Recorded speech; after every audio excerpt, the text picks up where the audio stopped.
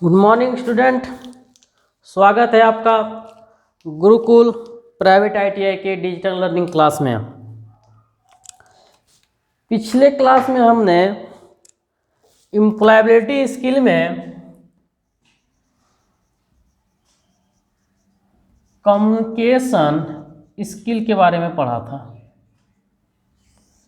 Communication skill क्या होता है इसके बारे में हमने चर्चा किया था।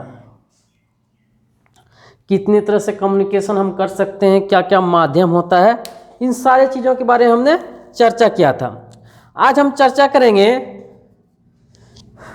प्रिंसिपल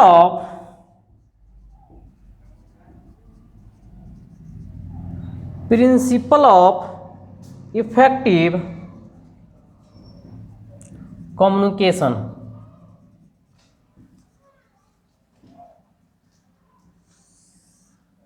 मीन्स प्रभावी संप्रेषण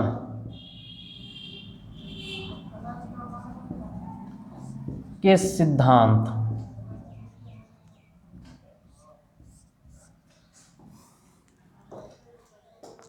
संप्रेषण के क्या क्या इफेक्टिव सिद्धांत है, आज इसके बारे में हम चर्चा करेंगे।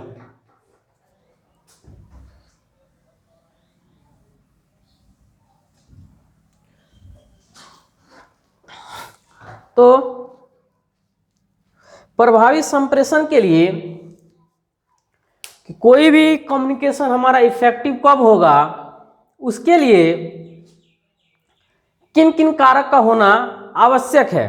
तो सबसे पहला है क्लियरिटी, स्पष्टता। स्पष्टता का होना आवश्यक है। दूसरा है हमारा कंप्लीटनेस,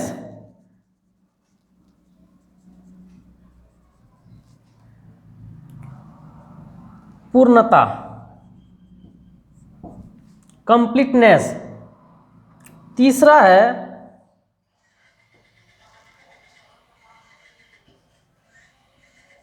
कंसिस्टेंस,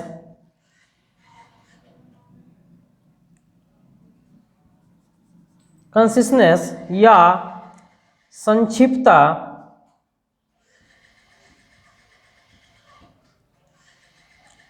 संक्षिप्तता। चौथा है हमारा करेक्टनेस, करेक्टनेस।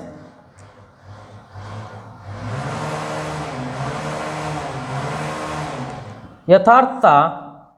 और पांचवा है कंसीडरेशन, कंसीडरेशन मान। छठा है हमारा विनम्रता या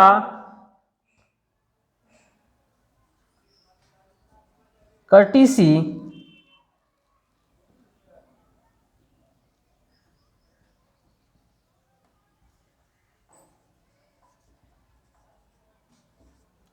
कर्टिसी या विनम्रता।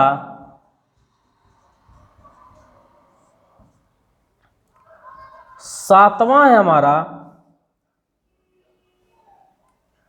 कॉन्क्रीटनेस, कॉन्क्रीटनेस स्थूलता जिसको बोलते हैं, कॉन्क्रीटनेस स्थूलता।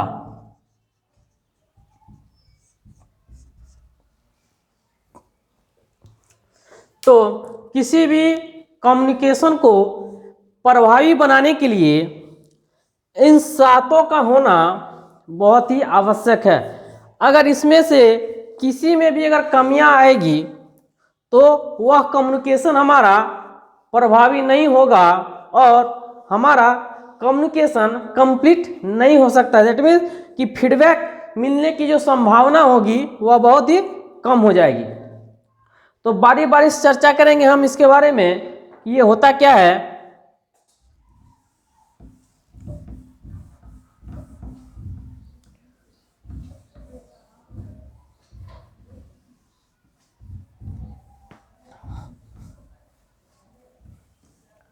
पहला हमारा क्लियरिटी है, स्पष्टता। दैट मीन्स कि जो भी संप्रेषण, जो भी कम्युनिकेशन हम कर रहे हैं, तो एक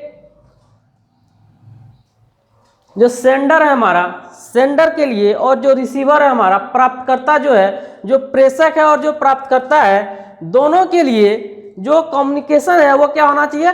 स्पष्ट होना चाहिए। उसमें कोई भी कंफ्यूजन नहीं होना चाहिए। जब तक क्लियरिटी, स्पष्टता नहीं रहेगी, वह कम्युनिकेशन हमारा कंप्लीट नहीं हो सकता है। दैट मीन्स कि जो हमारा संदेश जो हम भेज रहे हैं, जिस संदेश को हम सामने वाले को स्थानांतरित कर रहे हैं, वह संदेश हमारा क्या होना चाहिए? स्पष्ट होना चाहिए। तभी हमारा कम्युनिकेशन कंप्लीट हो सकेगा। साथ साथ जो कम्युनिकेशन हम स्थानांतरित कर रहे हैं, जो संदेश हम स्थानांतरित कर रहे हैं, उस संदेश अगर हमारा रिटर्न फॉर्म में है, लिखा हुआ फॉर्म में है, तो उसमें जो शब्द का प्रयोग होना चाहिए, वह शब्द का प्रयोग आसान शब्दों का प्रयोग होना चाहिए, ताकि जो प्राप्त करता है उसको अच्छे से समझ आ जाना चाहिए। साथ साथ अगर शब्दों को हम कॉम्प्लिकेटेड रूप से अगर हम भेजते हैं, तो प्रत्येक व्यक्ति शब्दों का अलग अलग मतलब निकाल सकता है। तो उस स्थिति में जो संदेश हम सामने वालों को देना चाह रहे हैं, स्थानांतरित करना चाह रहे हैं, उसका उद्देश्य पूरा नहीं हो सकता है। अतः वैसे शब्दों का प्रयोग करेंगे जिसमें संदेह की संभावना नहीं हो सकती है, नहीं होनी चाहिए। साथ साथ संदेश को प्रभावी बनाने के लिए वाक्यों और अनुच्छेदों का प्रयोग करना चाहिए। दैट मीन्स कि हम जो रिटन संदेश दे रहे हैं, उस स्थिति में जो हमारा सेंटेंस होना चाहिए, उसमें जो हम फ्रेजेज वगैरह जो प्रयोग कर रहे हैं, वह क्या करता है कि संदेश की प्रकृति को, उसके गुणों को क्या करता है? बढ़ा देता है। तो इस स्थिति में बहुत ही कम शब्दों में हम सामने वाले को अपनी संदेश अच्छे से स्थानांतरित कर सकते हैं। दैट मीन्स ओवरऑल बोलते हैं कि क्लियरिटी होना बहुत ही आवश्यक है। दूसरा है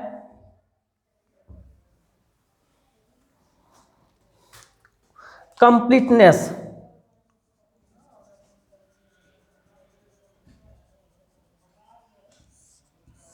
पूर्णता।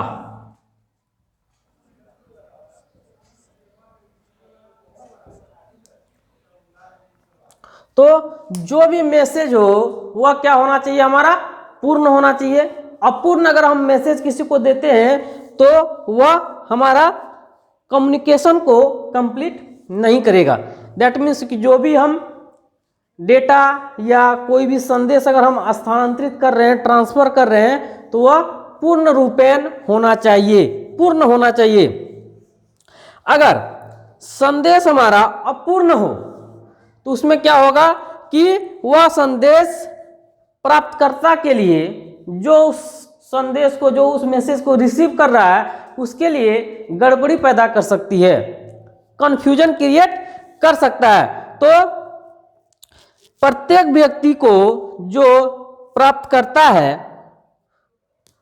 उस स्थिति में प्रेषक को हमेशा पूर्ण रूप से सही और पूर्ण रूपेण संदेश मुहैया कराना चाहिए। जो तथ्य है उस तथ्यों को पूर्णता से सामने वाले को बताना चाहिए। अगर प्राप्तकर्ता को पूर्ण रूपेण जानकारी, अगर अर्थपूर्ण और पूर्ण रूपेण जानकारी अगर नहीं दिया जाएगा, तो वह प्राप्तकर्ता उस संदेश का कुछ अलग मतलब निकालकर उस काम को खराब कर सकता है।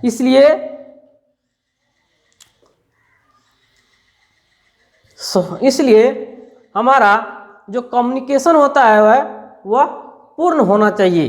ताकि कन्फ्यूजन का कोई भी स्पेस ना बचे। इसके साथ साथ जो प्राप्त करता है उसको आवश्यक जानकारी प्राप्त होना चाहिए।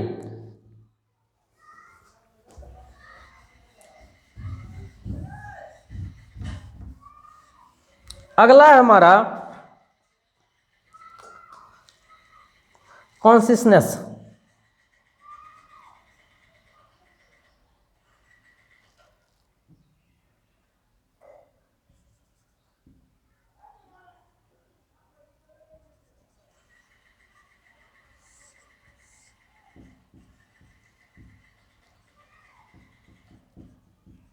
संक्षिप्तता।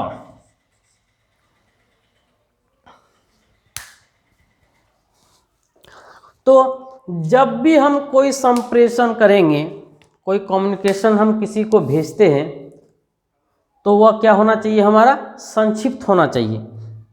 बहुत ज़्यादा लार्ज नहीं होना चाहिए कि पढ़ने में ही उसको ज़्यादा से ज़्यादा समय लग जाए।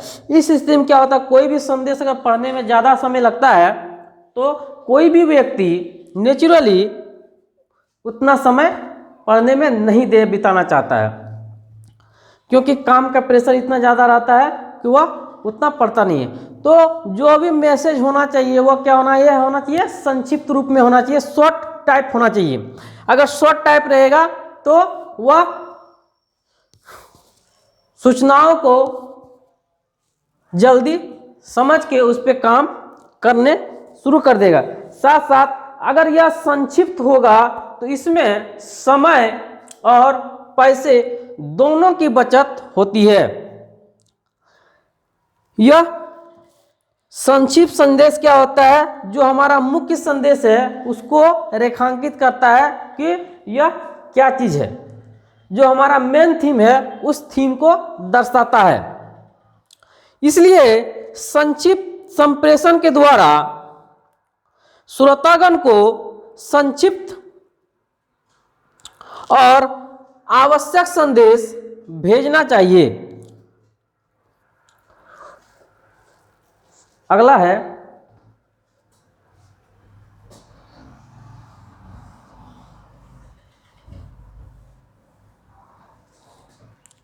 करेक्टनेस।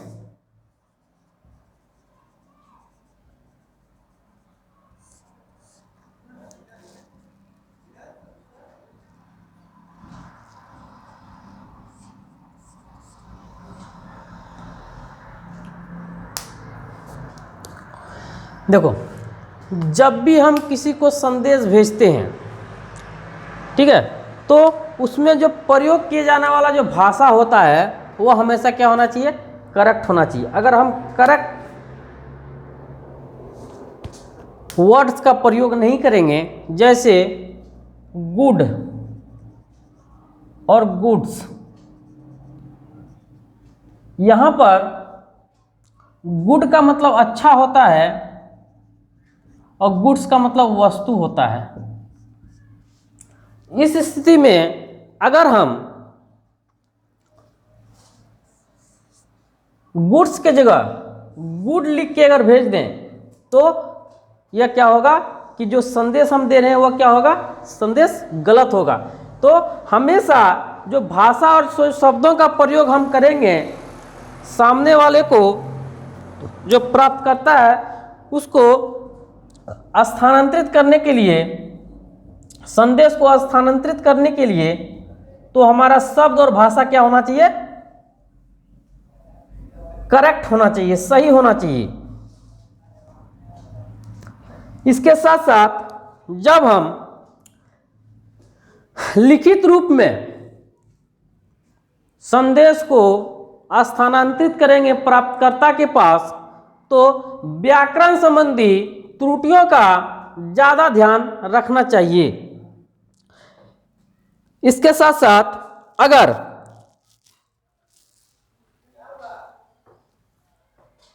कोई भी सेंडर सूचनाओं को या संदेश को ठीक प्रकार से नहीं भेज पाता है, अगर करेक्ट तरीके से उसको नहीं भेज पाता है, तो वह क्या होता है, उसके अंदर क्या होता है, आत्मविश्वास की कमी हो जाती है। अतः आत्मविश्वास क्या होता है, आत्मविश्वास हमारा खोने लगता है। इस स्थिति में हमेशा क्या होना चाहिए, हम करेक्ट जो हमारा मैसेज है उसी मैसेज को ट्रांसफर करेंगे। अतः जब भी हम किसी को अपना मैसेज ट्रांसफर करेंगे तो यह सुनिश्चित कर लेंगे कि हमारा जो मैसेज है, जो हमारा संदेश है, वह संदेश पूर्ण रूपेण यथावत है, करेक्ट है, तभी हम उस मैसेज को आगे डिलीवर करेंगे।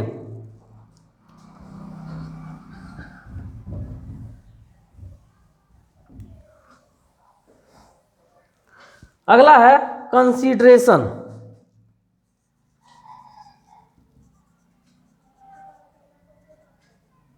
कंसीडरेशन मान।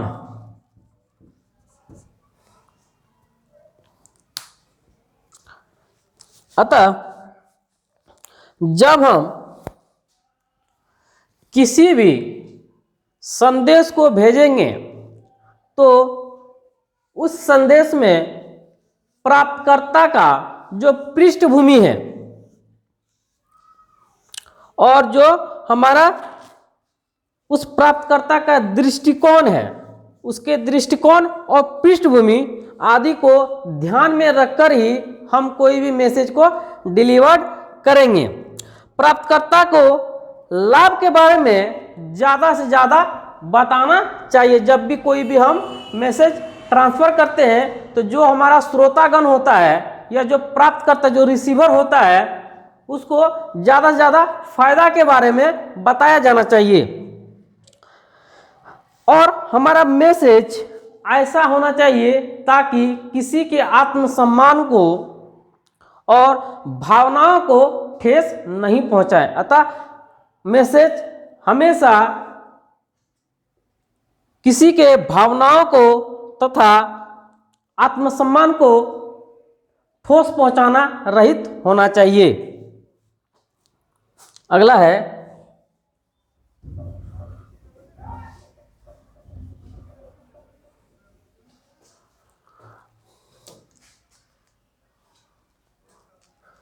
विनम्रता।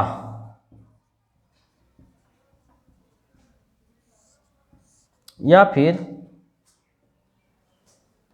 कॉर्टेसी।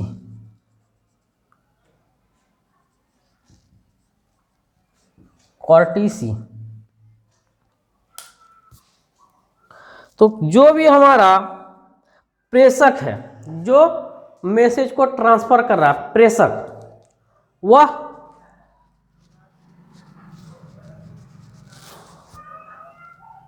जो मैसेज को प्राप्त कर रहा है, जो प्राप्त करता है, तो उसके प्रति हमेशा क्या होना चाहिए, विनम्र भाव होना चाहिए। दैट मीन्स कि जब हम ओरल कम्युनिकेशन करेंगे, मौखिक रूप से हम जब किसी को कोई चीज़ बताएंगे या रिटर्न रूप में कोई चीज़ किसी को बताएंगे तो उनके भावनाओं को हमको क्या करना चाहिए, सम्मान करना चाहिए, ताकि हम उसे गुस्से में या डांटते हुए कुछ बोलें या फिर ऐसे शब्दों का लिखने के समय ऐसे शब्दों का प्रयोग करें ताकि उसके भावनाओं को ठेस पहुंचे। ऐसा नहीं, हमेशा क्या होना चाहिए, विनम्रता पूर्वक हम अपनी जो है संदेश को सामने वाले को पहुंचाएंगे।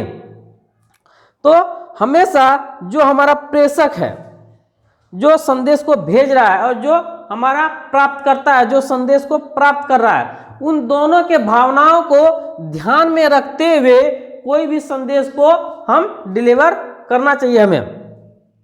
इसके साथ साथ संदेश में प्राप्तकर्ता के प्रति आदर दिखने वाले शब्दों का प्रयोग करना चाहिए। संदेश हमेशा क्या होना चाहिए, पक्षपातपूर्ण होना चाहिए। ये नहीं कि पक्षपाती होना चाहिए। अगर हम अपने संदेश को एक से ज़्यादा व्यक्तियों के पास भेज रहे हैं या किसी सामने वालों को हम अगर दे रहे हैं तो वह पक्षपातपूर्ण होना चाहिए, पक्षपात नहीं होना चाहिए।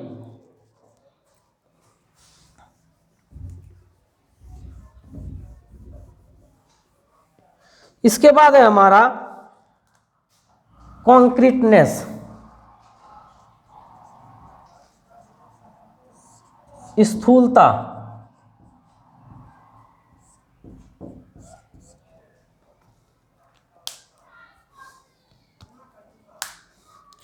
स्थूलता कहने का अर्थ होता है जो भी हम मैसेज भेज रहे हैं, जो भी संदेश भेज रहे हैं, वह संदेश क्या होना चाहिए, हमारा स्पष्ट और विशिष्ट होना चाहिए, मतलब कि क्लियर एंड स्पेसिफिक। क्लियर और क्या होना चाहिए, स्पेसिफिक होना चाहिए, ताकि संदेश अस्पष्ट और अपूर्ण ना हो। दैट मीन्स क्लियर और स्पेसिफिक होना चाहिए। संदेश में विशिष्ट स्पेसिफिक जो तथ्य होता है, विशिष्ट तथ्यों और आंकड़ों का प्रयोग किया जाना चाहिए, ताकि सही आंकड़े पता चल सके। इसके साथ साथ स्थूल संदेश कभी भी जो करेक्ट जो मैसेज होता है वह हमारा अर्थपूर्ण या अशुद्ध नहीं होना चाहिए। अगर करेक्ट मैसेज को हम अशुद्ध रूप में सामने प्रेरित करते हैं या प्रदर्शित करते हैं, तो उससे प्राप्तकर्ता या जो सेंडर होता है, उन दोनों के बीच आपसी संबंध का तालमेल नहीं हो सकेगा। अतः जो भी होना चाहिए हमारा, वह क्या होना चाहिए, शुद्ध रूप में होना चाहिए। संदेश में उन शब्दों का प्रयोग करना चाहिए जो स्पष्ट ख्याति प्राप्त करता हो। मीन्स वैसे हम वर्ड्स का प्रयोग करेंगे जो स्पष्टता को दिखाता हो।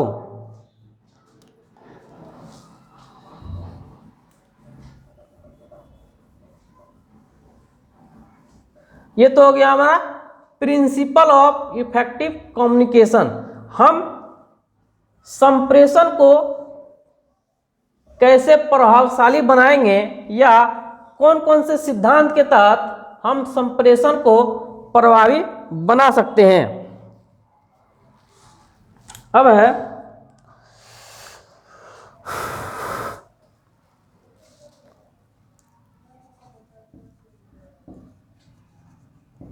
अमौखिक संप्रेषण के विशेषताएं एवं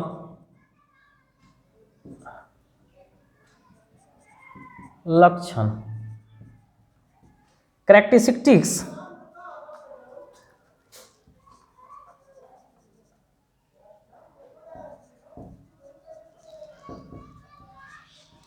ऑफ नॉन वर्बल कम्युनिकेशन। क्या कैरेक्टरिस्टिक्स हमारे नॉन वर्बल कम्युनिकेशन के होते हैं। तो अधिकांश लोग क्या करते हैं, अमौखिक संप्रेषण का ही प्रयोग करते हैं। अतः जो भी संप्रेषण होना चाहिए वह हमारा ऐच्छिक होना चाहिए,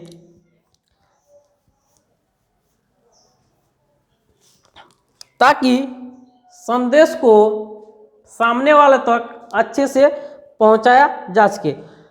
और जो हमारा अमौखिक संप्रेषण होता है, नॉन वर्बल कम्युनिकेशन होता है, वह क्या होता है, प्राथमिक होता है, क्योंकि इसे मौखिक संप्रेषण से ज़्यादा महत्व दिया जाता है। अतः अमौखिक नॉन वर्बल कम्युनिकेशन को हम प्राइमरी भी बोलते हैं। प्राय मौखिक संप्रेषण में उपभोक्ता के व्यक्तित्व, पारिवारिक प्रभाव एवं संस्कृति के अनुसार विभिन्न अर्थ हो सकते हैं। तो हम वैसे शब्दों का प्रयोग करेंगे जिसमें अमौखिक संप्रेषण में, ताकि वह कल्चर, अकॉर्डिंग टू कल्चर, संस्कृति और व्यक्तित्व के अनुसार भिन्न भिन्न उसका अर्थ हो सके और इससे किसी के भावनाओं को ठेस ना पहुंचे। अमौखिक संप्रेषण हमेशा क्या होना चाहिए, सतत होना चाहिए, क्योंकि इससे व्यक्ति निरंतर अमौखिक व्यवहार के माध्यम से संप्रेषण कर सकता है। अतः मौखिक संप्रेषण स्पष्टीकरण के लिए विभिन्न प्रकार के संकेतों का प्रयोग किया जाता है। अगला है, ये तो हो गया हमारा characteristics of non verbal communication.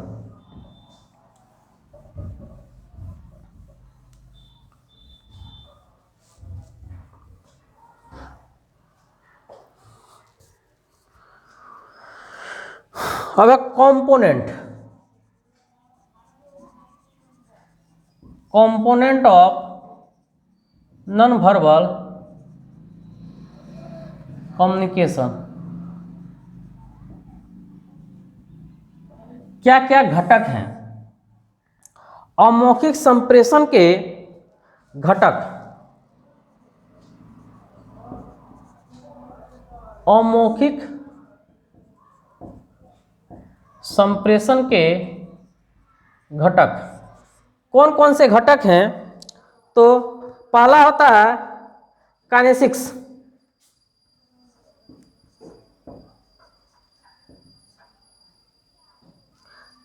Kinesics Hindi में काइनेसिक।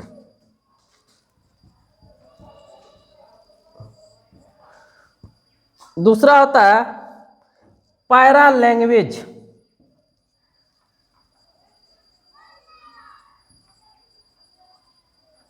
Para language.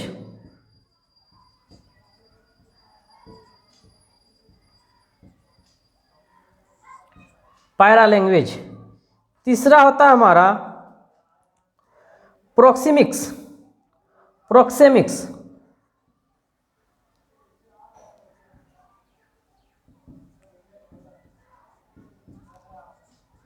प्रोक्सेमिक्स। अगला होता है हैप्टिक्स।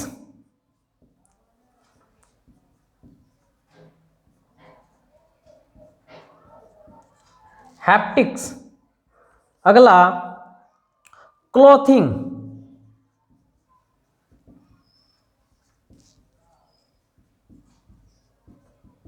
क्लॉथिंग। इसके आगे है कलर।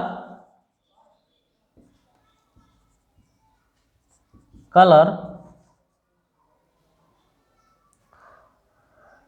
ऑयलफैक्टिक्स।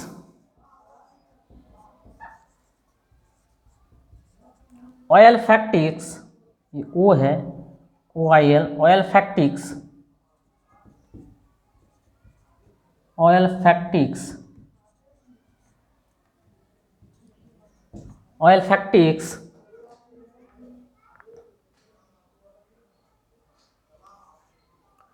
5, 6, 7, 8। आठवां हमारा क्रोनेमिक्स। CHRONEMICX।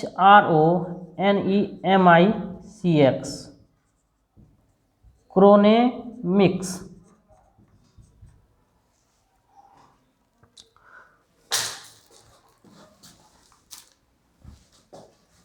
तो ये जो कंपोनेंट है, ये जो घटक हैं, इसके बारे में हम अगले क्लास में पढ़ेंगे।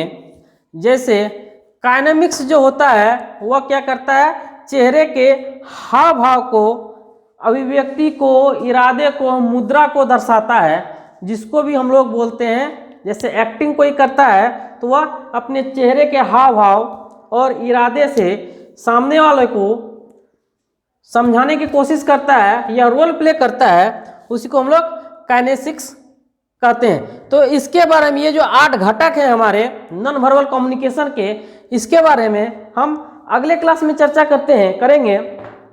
आशा करते हैं ये वीडियो आपको समझ में आया। मिलते हैं नेक्स्ट वीडियो के साथ, तब तक के लिए धन्यवाद।